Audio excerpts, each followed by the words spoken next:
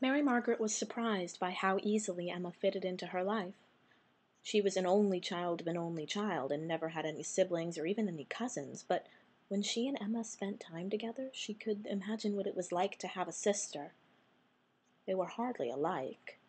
Emma was so much bolder, tougher, and more hardy than she was, and yet they could talk about anything like sisters would. It brought a breath of fresh air to the Gold household.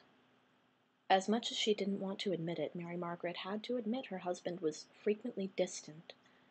There was so much she didn't know about him, so much he didn't talk about, and lately he had become much more serious. Now there was another person to speak to, and Mary Margaret clung to her presence, something to keep her from the temptation of visiting the hospital and David Nolan, just to make sure he was okay. It was a frustrating, unsettling, twisting feeling. She was married, mostly happily, and she couldn't understand the impulse to go to the hospital, to check on the well-being of not just a stranger, but a married stranger. She'd seen his face so often on her rounds, and now, after she had pulled him from the river, he kept slipping into her dreams as if he had a right to be there. Cameron wasn't helping matters by retreating to the shop more and more frequently. All the same, she tried to ensure that at least 3 nights a week he made it home for dinner with her and Emma. Emma was sprawled in one of the chairs at the table, her arm draped over the back of it and one of her feet propped up on another chair. "Do you know her?"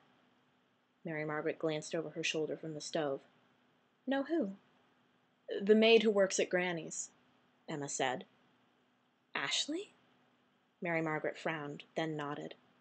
"I've not seen her around much. Last I heard, she and her boyfriend had fallen out." She hesitated.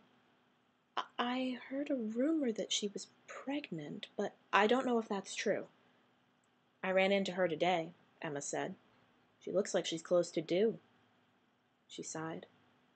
"Poor kid looks like she doesn't know which way to go with it." Mary Margaret stirred the pasta in the pan. "I don't think she's cut out for single motherhood," she admitted quietly.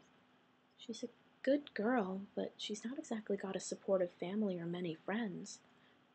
"Doesn't mean she can't do it," Emma said with a quiet vehemence that made Mary Margaret look around. Emma met her eyes, her expression defensive. "Anyone who wants to be a mother should damn well have the opportunity to be." There was so much being unsaid, and Mary Margaret knew Emma was far from inclined to discuss Henry's birth and the circumstances surrounding it.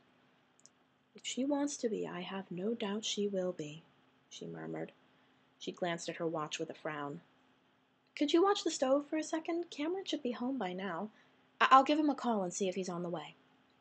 Emma unfolded from the chair and wandered over.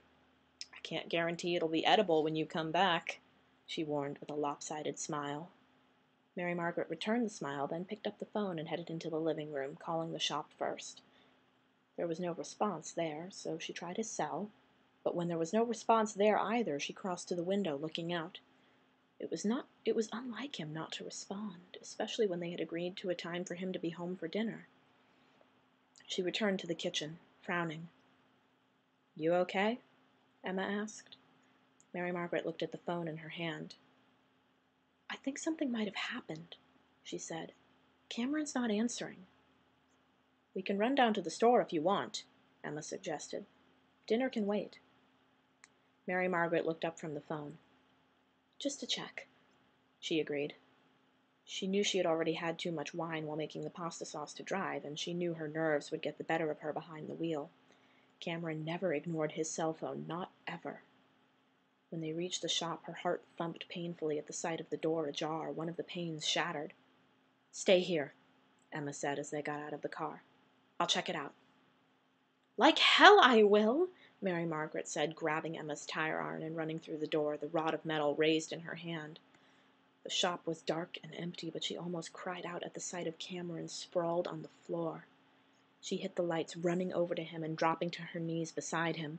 He was breathing, but there was blood on his temple and his eyes were stuck closed.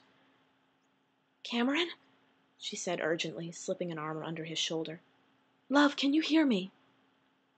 He stirred, and his eyelids twitched, a frown tensing his face. "Belle?" "Yeah," Mary Margaret said softly. The bell. It was us, Emma and I. His eyes opened slowly, bloodshot, and he hissed, wincing and closing them again. Mace, he said hoarsely. I'll get water, Emma said, stepping around them to head into the back of the shop. Where's the phone? You should call Graham. No, Cameron growled, sitting up with Mary Margaret's help. No, Sheriff. Cameron, don't be stupid, Mary Margaret snapped, holding him protectively. It was rare for him to be so vulnerable, and she was surprised at the anger she felt at the sight of him hurt. She wanted to find someone, hit them for harming him.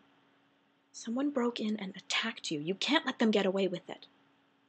He caught her wrist, clutching at her blindly. Trust me, dearie, he whispered. Better the law doesn't know. She pressed her lips to his hair, holding him tightly. You better have a good reason, she said. His fingers stroked along her wrist lightly. I do, he murmured.